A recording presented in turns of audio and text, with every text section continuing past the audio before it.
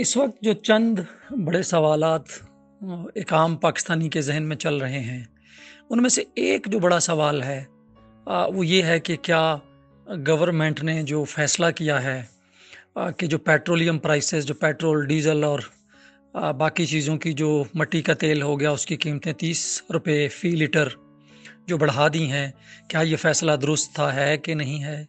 क्या हमारे पास इसके अलावा कोई और ऑप्शन था कि नहीं है? जो दूसरा बड़ा सवाल है वो बेसिकली ये है कि इसका आम आदमी की ज़िंदगी पे क्या असर पड़ेगा, इसका इकानमी के ऊपर क्या असर पड़ेगा इस फैसले का। और तीसरा सवाल ये है कि इस फैसले से जो असरात आएंगे, ख़ासकर जो महंगाई का एक जो जो महंगाई आएगी, उससे आम आदमी को कैसे महफूज रखा जा सकता है। और क्या इस सिलसिले में जो प्राइम मिनिस्टर ने कल रात जो रिलीफ पैकेज दिया है 28 बिलियन पर मंथ का, आ, वो किस हद तक मददगार साबित हो सकता है एक आम आदमी को प्रोटेक्ट करने के लिए, जो इस कीमतों के बढ़ने से इन्फ्लेशन आएगा।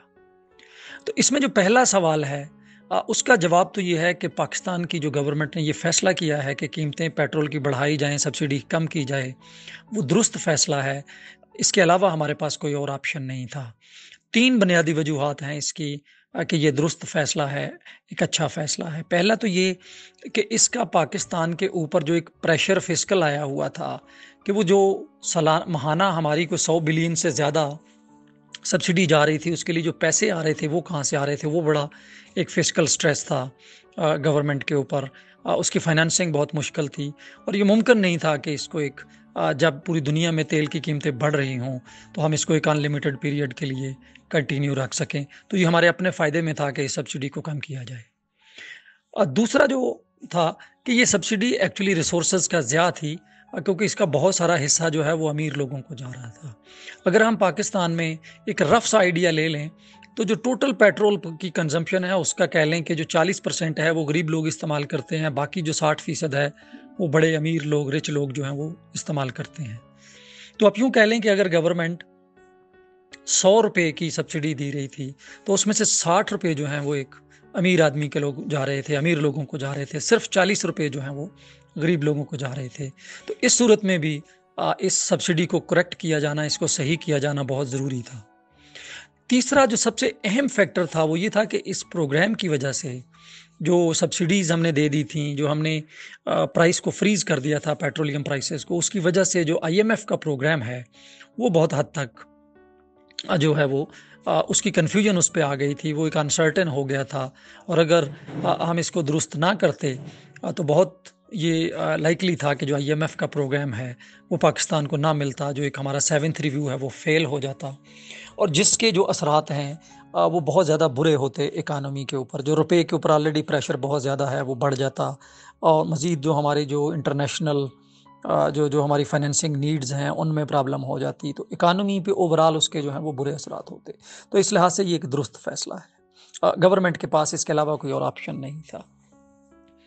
जो दूसरा सवाल है कि इसका जो आम आदमी पे क्या इम्पैक्ट आएगा, बेसिकली ये बड़ा अहम सवाल है। और इसमें बिल्कुल जब भी पेट्रोल प्राइसेस बढ़ती हैं तो आपकी जो पैदावारी लागत है, जो आपकी ट्रांसपोर्टेशन कास्ट हैं, वो सारी की सारी बढ़ जाती हैं, क्योंकि ये सारी चीज़ें पेट्रोल, डीजल, मट्टी का तेल वगैरह से चलती हैं। तो उसकी वजह से जो है चीज़ों की कीमतें बढ़ जाती हैं, जिससे आम आदमी के ऊपर जो है वो इम्पैक्ट आता है। ख़ासकर जो फूड इन्फ्लेशन है वो ज़्यादा बढ़ जाता है और पाकिस्तान में चूँकि इन्फ्लेशन ऑलरेडी बहुत हाई है, तो उसकी वजह से ये जो कीमतें कम की जो कीमतें बढ़ाई हैं, सब्सिडी कम की है, उसकी वजह से आम आदमी पे जो जो इन्फ्लेशन का इम्पैक्ट है, जो महंगाई है वो बढ़ेगी।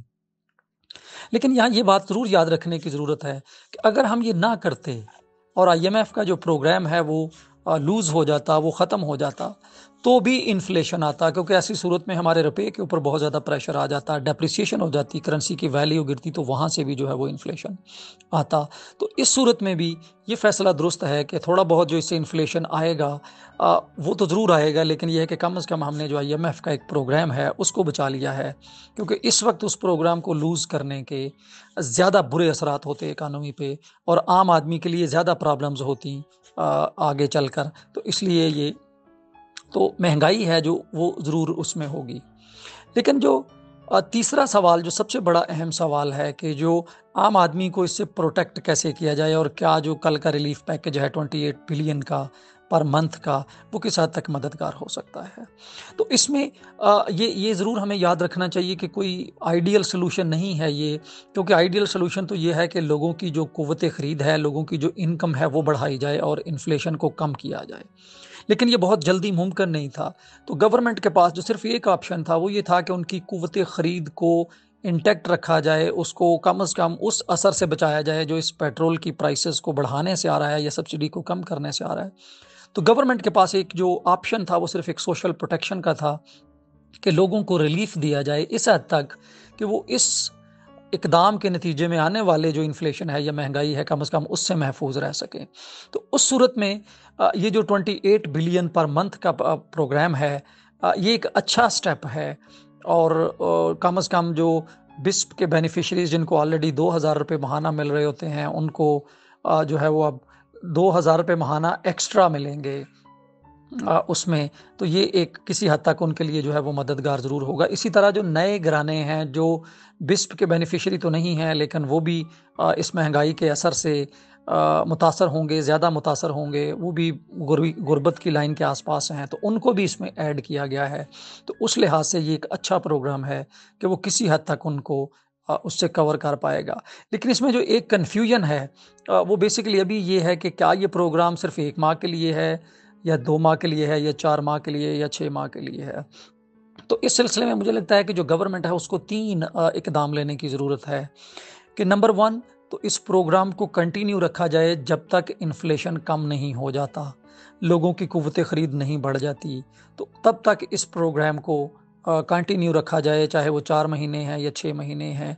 तो इस सिलसिले में ये क्लैरिटी की थोड़ी-सी ज़रूरत होगी। लेकिन एक जो हिंट मिलता है जो मिफ्ता इस्माइल साहब की जो प्रेस कॉन्फ्रेंस है, फाइनेंस मिनिस्टर साहब की जो उससे ये लगता है कि उन्होंने ये कहा है कि ये जो 28 बिलियन है ये सिर्फ़ जून के लिए है और इसको नए बजट में भी इनकॉर्पोरेट किया जाएगा। तो इससे लगता है कि वो इसको कंटिन्यू रखेंगे, तभी इसका फ़ायदा एक्चुअली हो पाएगा, नंबर 1। नंबर 2 जो है गवर्नमेंट को चाहिए कि नेक्स्ट फ़ेज़ में इसको थोड़ा-सा बढ़ाए, क्योंकि जो 35,000 से कम आमदन वाले हैं वो अपनी जगह मुश्किल में हैं, लेकिन चूँकि महंगाई इतनी हो गई हुई है कि वो घराने जो 50,000 रुपए तक कमा रहे हैं वो भी बड़ी मुश्किल में हैं। उनको भी कहीं न कहीं एडजस्ट करने की ज़रूरत है, तो उनको भी देखा जाए कि कैसे उसको जो है वो एडजस्ट किया जा सकता है अगले बजट में या उससे आने वाले बजट में। तीसरा ये है कि ये देखना अहम होगा कि ये जो इसके लिए फंडिंग रिक्वायर्ड है, जो 28 बिलियन माहाना है वो कहाँ से आ रहा होगा। अगर तो वो नए टैक्सेस लग के आता है जो अमीरों पे लगते हैं तो वो एक अच्छा इम्पैक्ट क्रिएट करेगा। लेकिन अगर वो कट कर रहे हैं हम हेल्थ से या एजुकेशन से, तो उसका भी जो बुरा असर है वो जो आम आदमी है उसी पे पड़ेगा। तो और फाइनली जो गवर्नमेंट का एक बड़ा मेन फोकस होना चाहिए वो इन्फ्लेशन को कंट्रोल करने पे होना चाहिए। इस सिलसिले में जो गवर्नमेंट है वो जो प्राइस कंट्रोल कमेटीज़ हैं, जो डिस्ट्रिक्ट मैनेजमेंट कमेटीज़ हैं, जो असिस्टेंट कमिश्नर ऑफिसेज़ हैं, उनके साथ मिल के बहुत सारी चीज़ें हैं जो उसके कंट्रोल में हैं। ख़ासकर जो फूड इन्फ्लेशन है, जो पेरिशेबल आइटम्स का है उसको देखा जा सकता है। और स्टेट बैंक के साथ मिल के गवर्नमेंट को बहुत क्लोज़ली काम करना चाहिए ताकि अगले साल में इन्फ्लेशन को कम किया जा सके। तो ओवरऑल ये एक दुरुस्त फ़ैसला है, इसके अलावा ऑप्शन नहीं था। आगे चलकर इसके जो हैं वो अच्छे असरात होंगे इकॉनमी के ऊपर और आम आदमी के ऊपर। और अगर गवर्नमेंट सोशल प्रोटेक्शन के को जारी रखती है जब तक इन्फ्लेशन कम नहीं हो जाता और साथ ही साथ जब तक ये मिल के काम करती है इन्फ्लेशन को कंट्रोल करने के लिए और मैनेज करने के लिए, अगर कर पाती है तो आई थिंक एक बड़ी हद तक जो एक आम पाकिस्तानी है, एक जो आम फैमिली है, एक आम आदमी है, उसको किसी हद तक जो इन्फ्लेशनरी इम्पैक्ट है इन पेट्रोल प्राइसेस को बढ़ाने का, सब्सिडीज़ को कम करने का, उससे महफूज रखा जा सकता है।